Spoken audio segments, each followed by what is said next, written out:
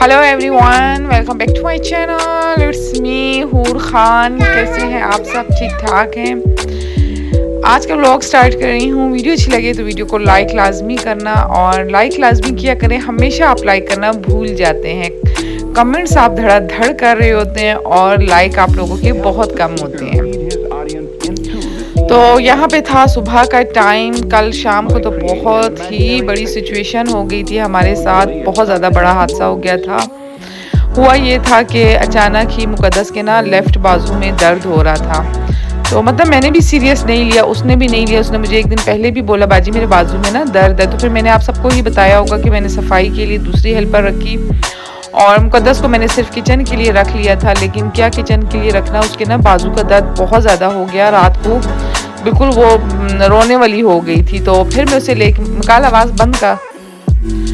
फिर हम उसे लेके चले गए हॉस्पिटल हम गए। तो उन्होंने कहा भाई इसको तो इंजेक्शन लगेंगे, और पता नहीं क्या मसला उन्होंने बताया बाजू का, और ऑपरेशन का भी उन्होंने बोला। बट उसने कहा नहीं मैं ठीक हूँ, मुझे एक इंजेक्शन लगा दें तो फिर मैं ठीक हो जाती हूँ। खैर अब फिर उसको हॉस्पिटल लेके गए, दवाइयाँ वगैरह लेके दी, इंजेक्शन उसको लगाए, और मुसलसल 3 दिन तक उसका बिल्कुल रेस्ट है। तो 3 दिन तक मैंने उसे कहा तुम बाजी और मैं तुम्हारी मुलाजमा, हाँ मैं तुम्हारे साथ सारे काम तुम्हारे मैं करूँगी।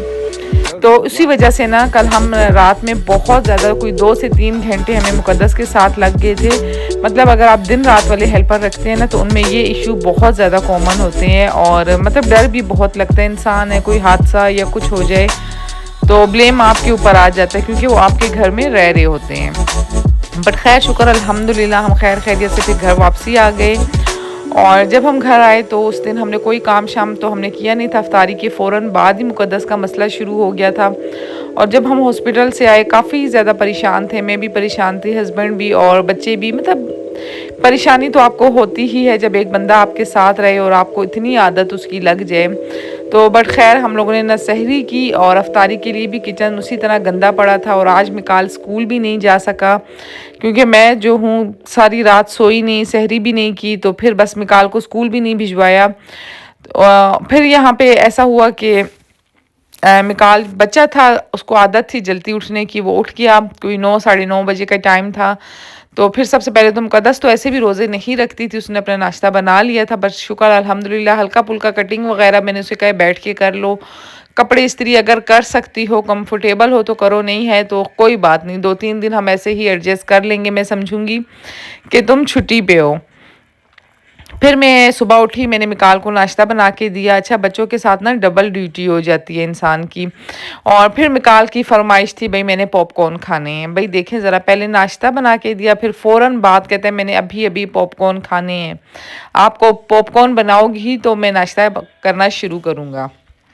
फिर बच्चे हैं, उनकी फरमाइशें तो चलती ही रहती हैं। फिर मैंने कहा भाई चलें ठीक है, मिकाल में बनाती हूँ पॉपकॉर्न। फिर मैंने उसके लिए पॉपकॉर्न रखे बनने के लिए, और शाम में बच्चों के लिए पिज़्ज़ा मंगाया था। फ्रिज में बच्चों ने ना ऐसे ही रख दिया था, रैप लगाए बगैर रखा था, क्योंकि मैं तो उसमें लगी हुई थी। और पता है मुझे खुद भी ना थोड़ी डिस्टर्बेंस हो जाए ना, तो फिर मैं बिल्कुल भी काम के ऊपर ध्यान नहीं दे सकती। फिर मैंने फ्रिज से सारी चीज़ें, शाम वाली जो चीज़ें थी वो निकाली। अच्छा रात में ना, डेली रात में बच्चों के लिए पिज़्ज़ा लाजमी आता है। मेरे हस्बैंड बच्चों के मामले में बिल्कुल कंप्रोमाइज़ नहीं करते हैं। मिकाल सिर्फ एक दफ़ा बोल देना मैंने पिज़्ज़ा खाना है, या हुज़ैफ़ा बोल दे तो फ़ौरन वो ऑर्डर कर लेते हैं। इवन कि वो मुझे भी बोलते हैं कि तुम इतनी ख्वारी सी तरह करती हो, बस अफ्तारी में ये कैनन्स की चीज़ें फ्राई कर लिया करो, फ्रूट चाट वगैरह बना लिया करो, खाना मैं बाहर से ही ऑर्डर करवा लूँगा। लेकिन मैं नहीं कहती, नहीं बिल्कुल भी नहीं, बाहर से नहीं खाएंगे, क्योंकि बच्चे बहुत जल्दी बीमार होते हैं और अनहेल्दी भी होता है। यहाँ पे जो खाना मेरा ठीक था, मतलब शाम का था, वो मैंने साइड पे कर दिया बिल्कुल। मतलब और ये चावल थे, चना चाट था, बिल्कुल किसी ने खाना ही नहीं था। तो मैंने कहा भाई इधर तो ऐसे मुलाजमीन होते ही नहीं है कि जो आपका बचा हुआ खाना खा लें। यहाँ पे ऐसा बिल्कुल सीन नहीं होता। अगर आप दे भी देना, अभी मेरी सफाई वाली हेल्पर आती है, अगर मैं उसे दे भी देती तो वो बाहर डस्टबिन पे रख के चली जाती। इसलिए मैं यहाँ पे ना ऐसा करती हूँ, एक शॉपर बना लेती हूँ, जैसे कोई जानवर वगैरह होते हैं या कुछ, साइड पे जाके ना उज़ैफ़ा को बोलती हूँ वो फेंक देता है, तो वो खा लेते हैं। उससे ये होता है सवाब भी मिल जाता है और चीज़ आपकी डस्टबिन के अंदर नहीं जाती। यहाँ पे ना मतलब बहुत अजीब से लोग हैं। ऐसा नहीं है कि आप किसी को बचा हुआ सालन दें तो वो खा लें। इवन के हेल्पर्स भी बोलती हैं कि ताज़ा बना हुआ है तो दें, वरना नहीं दें। आप जितना भी दे देना, फिर भी आपके खाने में से कुछ ना कुछ बच जाता है। तो बस फिर इसके बाद जी मैंने टैंक खाली किया। आपने देखा होगा कल का टैंक भी अभी तक उसी तरह पड़ा हुआ था। अब आके मैं शरबत और टैंक वगैरह खाली कर रही हूँ, क्योंकि कल जैसे ही इफ्तारी हुई फ़ौरन हमारे साथ ये मसला हो गया। मतलब मुझे इतनी कोई परेशानी लगी, मैंने कहा अल्लाह नहीं करे, अल्लाह नहीं करे इससे कुछ हो जाए। काफ़ी दूर से ये आई हुई है, इसके बच्चे वगैरह भी काफ़ी दूर थे, तो मैंने कहा हम किसको बोलेंगे या किसको इत्तला देंगे। फिर बस अल्लाह अल्लाह करके चले। मैं बड़ा डरी भी हूँ, लेकिन पता है मेरी ना बहुत ज़्यादा मजबूरी भी है। रमज़ान में मैंने सिर्फ इसलिए भी रखा, अगर वो हो ना सुबह से शाम तक हो, जिसका घर यहाँ पे हो, वो ज़रा इजी हो जाता है। तो काफ़ी दूर से आई हो ना, उसका ज़रा मसला होता है, क्योंकि सारी रिस्पॉन्सिबिलिटी आपके ऊपर ही होती है। बट खैर यहाँ पे अभी बस ये काम हो रहे थे डन। यहाँ पे मैं सुखी ज़िंदगी वालों को कॉल कर रही थी कि भैया आके मेरा किचन कर दें, क्योंकि सफाई वाली तो अपनी सफाई करके जा चुकी थी। तो मैंने फिर उनको फ़ोन किया, उन्होंने कहा नहीं मैम आप एक दिन पहले बुकिंग करवाएं, तब ही वो आते हैं और आपका घर नीट एंड क्लीन करते हैं। ऑलरेडी हमारे पास बुकिंग बहुत ज़्यादा हुई हुई है। तो यहाँ पे ऐसा होता है कि अगर आपने हेल्पर ऑनलाइन मंगवानी होती है ना, तो उसकी बुकिंग आपको एक दिन पहले करवानी पड़ती है। तो मुझे कल बुकिंग करवाती तो आज वो आती, बट हमारे साथ ये काम ही कल शाम को हुआ, तो फिर सुबह 6 बजे के बाद उनका ऑफिस बंद हो जाता है। खैर अब मैंने कहा भाई हूर उठो और अल्लाह का नाम लो, काम शुरू करो। सबसे पहले तो मैंने कहा मैं मिकाल को डन करूं, मिकाल को नाश्ता करवाऊं, मिकाल को पॉपकॉर्न बना के दूं और उसको टीवी लगा के दूं, ताकि क्योंकि बच्चा ध्यान के साथ लगा रहेगा तभी आपका काम होगा। जब मुकद्दस होती थी ना, यकीन करें मुझे मिकाल की भी टेंशन नहीं थी, बिल्कुल भी नहीं थी। तो इसलिए मैंने कहा नहीं कोई बात नहीं, मतलब जब हेल्पर समझें कि आप बिल्कुल छुट्टी पे हो, मैंने उसको यही बोला कि बिल्कुल तुम समझो कि तुम छुट्टी पे हो, तुम इस घर में मौजूद ही नहीं हो। तो बस अपना खाओ पियो, अपनी केयर करो, अपना रेस्ट करो, 2 दिन तक करो, 3 दिन तक करो, उसके बाद वापसी आ जाओ। तो यहाँ पे भी मैं बर्तन धो रही थी। बर्तन क्या धो रही थी, मेरा तो खाना ख़राब हो गया भाई, मेरी शोल्डर्स में इतना दर्द शुरू हो गया, काफ़ी दिनों बाद धो रही थी। पहले तो ऐसा होता था मैं सो के उठती थी, मिकाल स्कूल गया होता था और जब वो आता था तो मुकद्दस ही उसको नाश्ता करवा लेती थी, पराठा बना देती थी। मतलब ऑलरेडी उसके अपने बच्चे भी हैं, इसलिए वो बच्चों से बहुत ज़्यादा प्यार करती, बहुत तंग किया। पहले नाश्ता फिर पॉपकॉर्न। तो बस फिर मैंने ना, मैं जब उसकी ये अच्छाइयाँ देखती हूँ ना, तो फिर मैं कहती हूँ कोई बात नहीं, अगर मुकद्दस पूरा हफ्ता भी बीमार रहे ना तो कोई बात नहीं, उसने मेरे साथ बहुत अच्छा टाइम गुजारा है। ये ऊंच नीच तो इंसान के साथ चलती ही रहती है, अगर मैं बीमार हो जाती तो। इतने में मिकाल का आ गया था आइसक्रीम वाला, थोड़े से बर्तन मैंने धोए तो फिर मैं आइसक्रीम मिकाल को लेके दी। फिर मैं अंदर आई मतलब यकीन करें मेरा अंदर बाहर का सीन चलता जा रहा था और मिकाल मुझे बहुत ज़्यादा तंग कर रहा था, बहुत ज़्यादा। यहाँ पे इतने बर्तन थे कि वो ना मैंने शीशे वाले सारे बर्तन जो है, जो बेसन के पास टोकरी है उसमें रख दिए। देखिए ज़रा मिकाल ने आइसक्रीम ली है लेकिन खाई नहीं, अब कह रहे इसको फ्रिज में रख दो। खाता नहीं है, बस ये जाता है और उससे ना उसको उधर से लेने का बहुत मज़ा आता है, आइसक्रीम खाने का इसको बिल्कुल भी शौक़ नहीं है। तो फिर मैंने क्या किया भाई, मैंने कहा भाई टोकरा ले आती हूँ बाहर से, उसी में बर्तन धो धो के रखती जाऊँगी। पहले तो मैंने सफाई वाली को ऑफ़र की, मैंने कहा भाई किचन आज तुम कर लो। उसने कहा बाजी रमज़ान है, सारे घरों में बहुत ज़्यादा काम होता है और मैं छुट्टी भी कहीं से नहीं कर सकती, आपकी मैं छुट्टी करती तो आपको कैसा लगता। मैंने कहा हाँ भाई ये बात तो है। तो फिर बस उसने कहा आप कुछ एडजस्ट कर ले, मैं शाम में आके कर लूँगी। मैंने कहा नहीं नहीं, शाम तक मेरे बर्तन गंदे पड़े रहेंगे तो हो नहीं सकता, किचन है, बच्चों वाला घर है, नाश्ता बनता है, खाना बनता है, सो ऊपर नीचे हो जाते हैं काम। और आपका किचन अगर मैसी हो ना तो आपका लॉन्च कभी भी साफ़ नहीं रह सकता। तो फिर लगे हाथों मैंने भाई इसको क्या बोलते हैं, बेसन बेसन की ऐसी सफाई की, ऐसी सफाई की कि चिट्टा सफ़ेद हो गया, निकल गया मेरा बेसन, बिल्कुल नीट एंड क्लीन हो गया था। फिर उसके बाद ये आ गया चूल्हे का नंबर। अच्छा जब मैं खुद सफाई करने पे आऊँ ना तो मैं बहुत नीट एंड क्लीन करती हूँ, मैं गंदा काम बिल्कुल भी नहीं करती हूँ। चाहे मैं डेली क्लीनिंग खुद करूँ तब भी मेरा काम साफ़ सुथरा होगा। चूल्हा क्या साफ़ किया, फिर मिकाल की आवाज़ आ गई मम्मा चैनल चेंज करके दो। मतलब बच्चे बहुत ज़्यादा तंग करते हैं यार, बच्चों के साथ काम करना बहुत मुश्किल होता है। पहले तो ऐसा होता था कि मेरा रोज़ा होता था, मैं सिर्फ इबादत करती थी और मिकाल और बच्चों को टाइम देती थी। आज जब मुझे रमज़ान में काम करना पड़ रहा है ना, तो मुझे पता चल रहा है कि एक हेल्पर का कितना फ़ायदा होता है। जिनके पास हेल्पर नहीं है, पता नहीं वो किस तरीके से रोज़ा रखते होंगे और किस तरीके से घर को मैनेज करते होंगे, और वो जब बाहर आने जाने वाला भी उनका काम अगर होता हो तो कैसे वो लोग हैंडल करते हैं, मुझे नहीं समझ आती। मैं यहाँ पे फ़ोन पे किसी से बात नहीं कर सकती, इतना टाइम नहीं मिलता कि मैं बात करूँ। यहाँ पे लाइटिंग वाला बंदा आ रहा था तो मैंने उसे कहा आज नहीं आना, क्योंकि मुकद्दस बीमार है, तो गंद वगैरह बचेगा तो फिर मुझे दोबारा साफ़ करना पड़ेगा। तो आप ऐसा करना, कल या परसों में आ जाना। तो उसने कहा ठीक है बाजी, कल या परसों में आप कॉल करना, मैं तब आ जाऊँगा। फिर मैंने शेल्फ़े मिल्फ़े साफ़ की, ब्रश से कपड़े अच्छी तरीके से अपने धोए। किचन के कपड़े मेरे बहुत ज़्यादा मैसी हो गए थे क्योंकि किचन बहुत डस्टी डस्टी था। सर्फ़ वाला डब्बा जगह पे रखा और हैंड एंड डिश वॉशर का लोशन जगह पे रखा, उनको मैंने फ़िलअप किया। बस किचन हो गया मेरा डन डन डन डन। बेसन में भी एक दफ़ा लास्ट में कपड़ा लाजमी लगाती हूँ क्योंकि पानी की टिपके जो होते हैं ना, उसकी वजह से बहुत ज़्यादा मैस क्रिएट हो जाता है, फिर अच्छा नहीं लगता किचन ना, मैसी मैसी लगता है, आपके बेसन भी ख़राब हो जाता है उस तरीके से। तो बस यहाँ पे किचन मेरा हो गया कंप्लीट। किचन के कपड़े में बिल्कुल भी सामने नहीं लटकाती। अच्छा, मुक़द्दस ने जब मेरा किचन देखा ना, वो खुद भी हैरान होगी, कहती बाजी आपने तो पूरा किचन इतना चमका दिया। मैं अभी नीचे आई ही थी, मैंने कहा मैं बाजी की बैठे ही बैठे थोड़ी मदद कर देती हूँ। मैंने कहा नहीं नहीं, मैंने कर लिया है सारा टोटल A to Z। तो मतलब बहुत ज़्यादा वो हैरान हुई, वो समझती थी कि बाजी भाई बैठी ही रहती है, लेकिन इतना उसे पता था कि बाजी जब काम करने पे आए ना तो पूरा घर ऊपर नीचे कर देती है। फिर मैंने कहा मेरी बिल्कुल भी ये आदत नहीं है कि मैं किचन झाड़ू करूँ पोछा करूँ। मैं जब भी किचन साफ़ करती हूँ मैं उसको धो लेती हूँ। धोना मुझे ज़्यादा इजी लगता है। मैं सर्फ डालती हूँ जग में और पानी डालती हूँ, बस ब्रश वाइपर कर देती हूँ और उसके ऊपर से पोछा लगाती हूँ।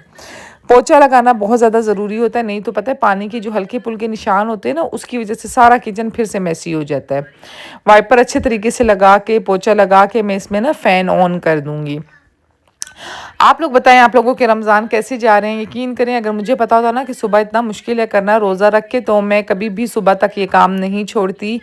मैं शाम में ही ये सारे काम करके फिर मैं सोती सहरी करने से पहले, और फिर मैं आराम से लेट उठती। तो लेकिन लेट के उठती फिर मुझे मिकाल की वजह से जल्दी ही उठना पड़ता। बस खैर इसी में खैर थी, अल्लाह का शुक्र है मुकद्दस सब ठीक ठाक है, यही सबसे बड़ी बात है कि बस वो ठीक है। फिर मैं आ गई कपड़ों की तरफ। अब मैंने कहा भाई कपड़ों का काम तो करते हैं, डन डना डन डन। ये हाथ से धोने वाले कपड़े थे, मैं साइड पे कर दूंगी, ये जब वो ठीक होगी तभी ये वॉश होंगे। और बाकी मशीन में डालने वाले कपड़े मैं मशीन में डालती जाऊँगी, क्योंकि आपके कपड़े ना अगर एक दिन भी पड़े रह जाए ना बहुत ज़्यादा हो जाते हैं। और मेरी इस्त्री करने वाली डेली बेसिस पे भी आती है, डेली वो मतलब 1 घंटा लगा ले या आधा घंटा उसका लगता है, तो इसलिए फिर कपड़े भी ना मुझे डेली ही वॉश करने पड़ते हैं। इन कपड़ों में तो मुझे कोई भी ऐसा नहीं नज़र आ रहा था कि जो प्रेस करने वाला होगा। मेरे बच्चों के ना ज़्यादातर ट्राउज़र शर्ट होते हैं, मेरे भी वही होते हैं, हस्बैंड के भी वही होते हैं। तो आजकल ना रमज़ान की वजह से मेरे और मेरे हस्बैंड के कमीज शलवार थोड़ा ज़्यादा हो रहे हैं, लेकिन ऐसे हमारे ना ट्राउज़र शर्ट ही होते हैं। हाथ से धोने वाले कपड़े दोबारा मैं बास्केट में डाल दूँगी, सर्फ डालूँगी और मशीन को स्टार्ट कर दूँगी। इस मशीन में ऐसा नहीं होता कि आपने कलर वाले कपड़े अलग करने हैं, ब्लैक अलग करने हैं, क्योंकि इसमें ऑलरेडी सर्फ इतना जाता है कि एक ही दफ़ा का वो होता है और फिर वो पानी रेन कर देता है। मैनुअल मशीन में तो ऐसा होता है एक सर्फ हम 2-3 कपड़ों में यूज़ कर लेते हैं, तो इसलिए हम कपड़ों को देख के डालते हैं, वाइट अलग, ब्लैक अलग और कलरफुल अलग। यहाँ पे मैं वाइट बिल्कुल मशीन में डालती ही नहीं हूँ, वो मैं हैंड वॉश करवाती हूँ और बाकी सारे कपड़े ना मैं इकट्ठे ही डाल देती हूँ। वो बिल्कुल नीट एंड क्लीन हो जाते हैं, क्योंकि इसमें सर्फ बार बार जितनी बार आप लोड लगाएंगे उतनी बार आपको नया सर्फ डालना पड़ेगा। वहाँ पे मेरे कपड़े वॉश हो रहे थे और यहाँ पे जी भाई हूर आ गई थी स्कूल से, अपनी स्किन केयर कर रही है। स्कूल से आते ही मिकाल ने भी अपना फेस वॉश किया, वज़ू किया। अब हम सब मिलके नमाज़ पढ़ेंगे। मैं भी अपना अच्छा मैं इनके वॉशरूम में आई ना, मैंने देखा इधर तो ना हैंड वॉश पड़ा था ना साबुन पड़ा था। मैंने इनसे पूछा कि ना हैंड वॉश भी नहीं है, साबुन भी नहीं है, तुम लोगों ने किस तरीके से मुंह धोया? तो कहते हैं ये शैम्पू जो पड़ा हुआ है। तो मैंने कहा अच्छा बच्चों तुम लोगों को मैं बताती हूँ। देखें ज़रा बच्चे ना वॉशरूम को भी मैं खुद नोटिस में रखूँ तो ठीक है, वरना इनका कोई चीज़ ख़त्म हो ना तो कभी भी बच्चे दोबारा नहीं बोलते कि वो रखेंगे। अब मेरा कुछ इरादा सेटिंग भी चेंज करने का बन रहा है कि मैं शायद ऊपर वाले पोर्शन में शिफ्ट हो जाऊँ, क्योंकि अब बताऊँगी आपको, किसी दिन बताऊँगी इसकी स्टोरी भी। तो और मन्नत नीचे वाले पोर्शन में आ जाए, क्योंकि ऊपर वाले पोर्शन में ना हम टोटल बेडरूम्स करना चाह रहे हैं, इसलिए भी मैं चाह रही हूँ कि हम सब ऊपर चले जाएंगे। नीचे अब देखें किस तरीके से सेटिंग बनाते हैं। यहाँ पे जी अभी ज़ोहर की नमाज़ कज़ा होने वाली थी, बिल्कुल एंड टाइम था, 3 साढ़े 3 बज चुके थे। मैंने कहा खैर कोई बात नहीं, अगर कज़ा भी हो गई है तब भी मैं पढ़ूँगी, क्योंकि मैं घर के कामों में लग चुकी थी और फिर अफ्तारी भी मैंने बनानी थी। लेकिन शुक्र अल्हम्दुलिल्लाह सफाई मेरी डन थी। अगर मुझे साथ सफाई भी करना पड़ती तो बहुत ज़्यादा मुश्किल हो जाती। यहाँ पे अभी मैं नमाज़ अदा कर रही थी। मतलब बच्चे देखें ज़रा ना कितने शरारती होते हैं ना, मिकाल का बचपन और उसकी यादें। मैं कभी भी इस चीज़ को ना मैंने फास्ट फॉरवर्ड ख़ुद ही नहीं किया, क्योंकि मैं चाह रही थी कि नहीं भाई अब ये वीडियो में आ तो चुका है तो बस अब इससे आने दो। आज मिकाल ने मुझे बहुत ज़्यादा तंग किया था, बिल्कुल नमाज भी नहीं पढ़ने दे रहा था।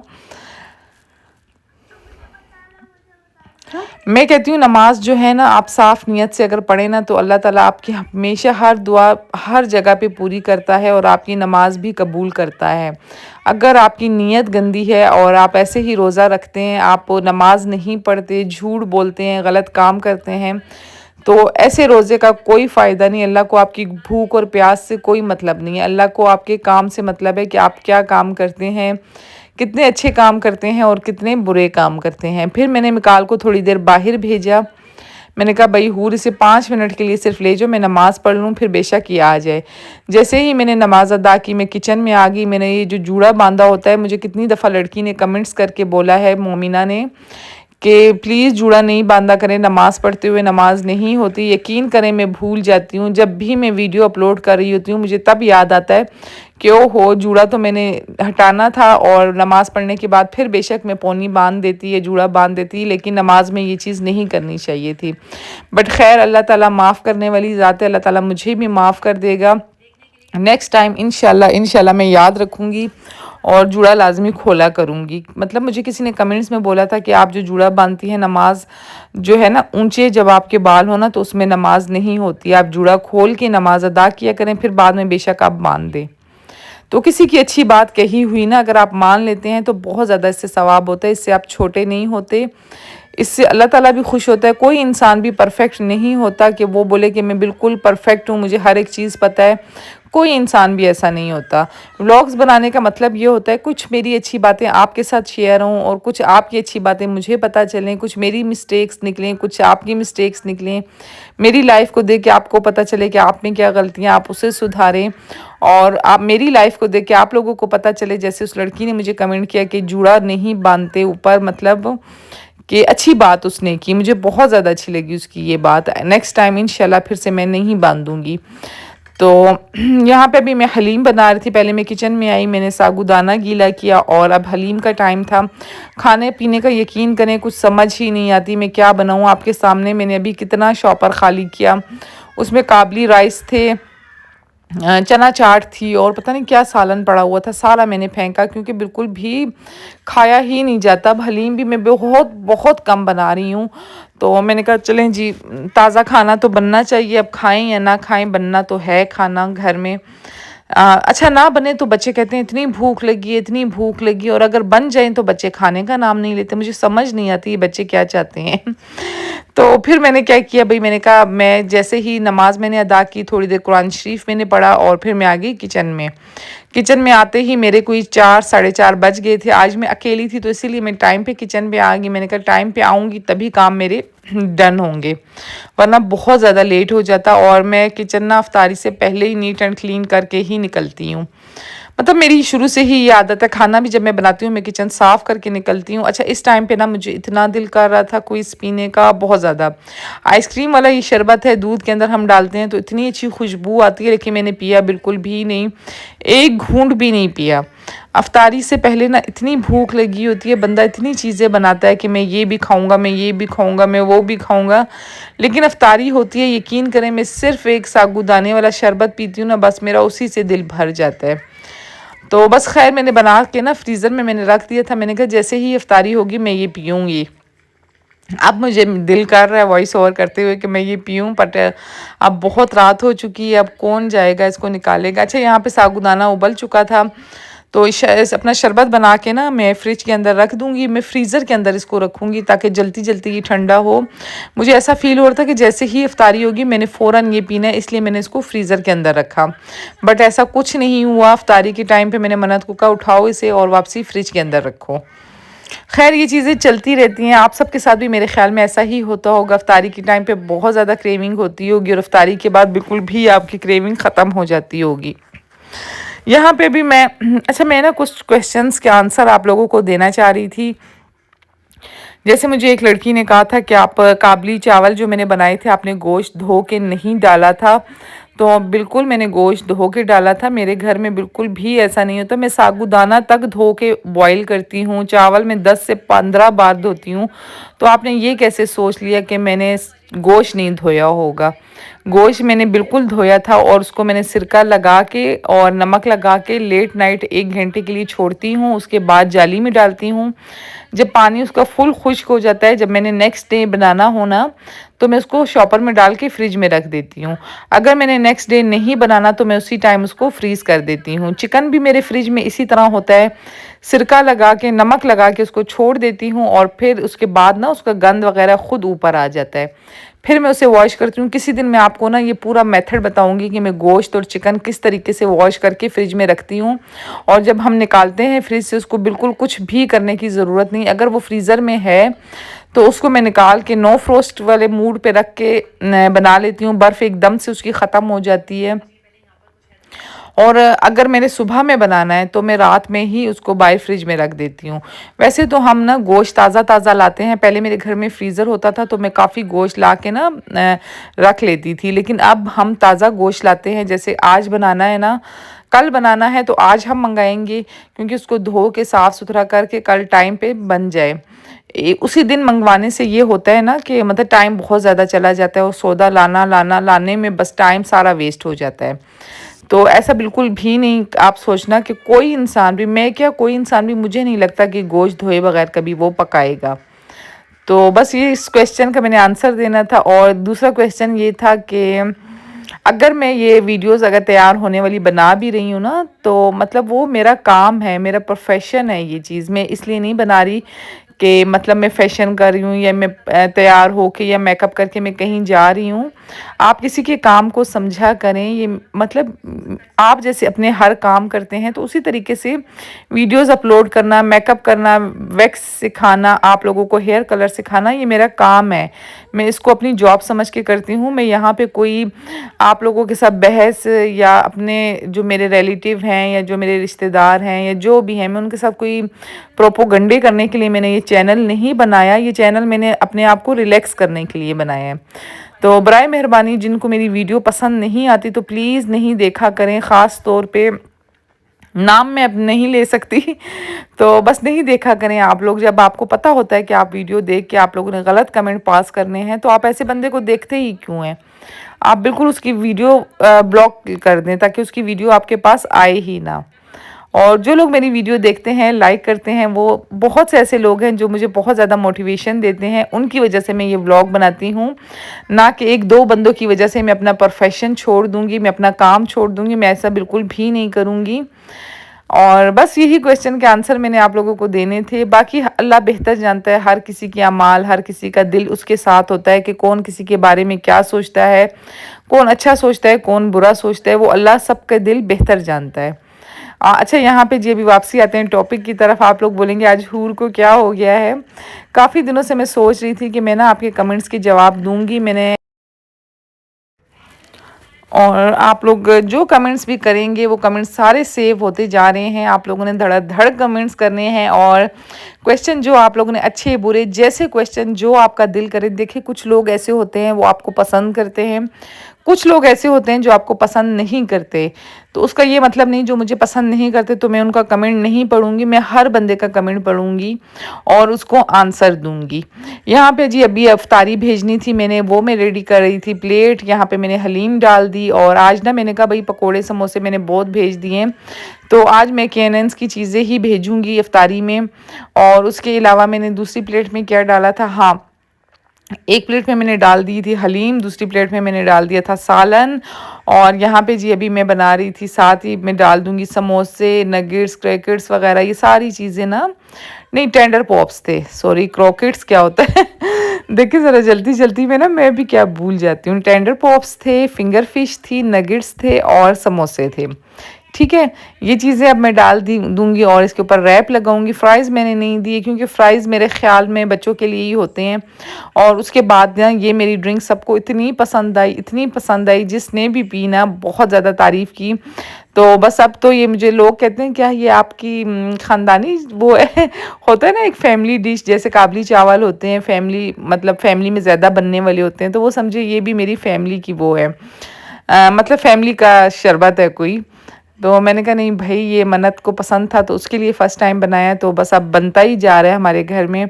अब मैंने इफ्तारी भिजवानी थी, मैंने इफ्तारी भिजवा दी। अच्छा, ऐसे मैं ये क्लिप डालना नहीं चाहती थी बट पता नहीं कैसे मैंने डाल दिया, दिल कर रहा था मैंने डाल दिया। तो अच्छा, यहाँ पे अब मैं इफ्तारी भेज दूँगी, इसके बाद मैं आ जाऊँगी किचन में। अपने वाले में भी आइस डाल दूँगी। आइस आपने बहुत ज़्यादा नहीं डालनी, मैंने ज़्यादा डाल दी थी। अच्छा, मैंने ना ज़्यादा डाली, फिर बाद में मैंने निकाल दी थी क्योंकि आइस ना पानी बन जाता है, दूध आपका सारा पानी पानी हो जाएगा, मज़ा नहीं आएगा आपको पीने में। ज़रूरी नहीं है आप इसी तरह बाउल में बनाएं, आप किसी जग में भी बना सकते हैं क्योंकि मुझे अच्छा लगता है सर्विंग अच्छी हो। मेरे हस्बैंड को बहुत ज़्यादा पसंद है कि सर्विंग अच्छी की जाए, इसलिए मैं इस तरह कर लेती हूँ। तो फिर बस यहाँ पे फ्राइज़ भी डन हो गए। किचन आप मेरा देख सकते हैं, कोई हेल्पर नहीं था किचन में, मैं अकेली थी। किचन भी मेरा हो गया कंप्लीट। ज़ोहर के टाइम से मैं किचन में लगी हूँ और अब मेरी जाके मगरिब हो गई किचन के अंदर ही। खाना भी बन गया था, काम भी हो गए थे डन। अब मैं करूँगी अफ्तारी। मिलूँगी आपसे नेक्स्ट वीडियो में। अपना बहुत ज़्यादा ख्याल रखना, दुआओं में याद रखना। वीडियो अच्छी लगी हो तो लाइक, सब्सक्राइब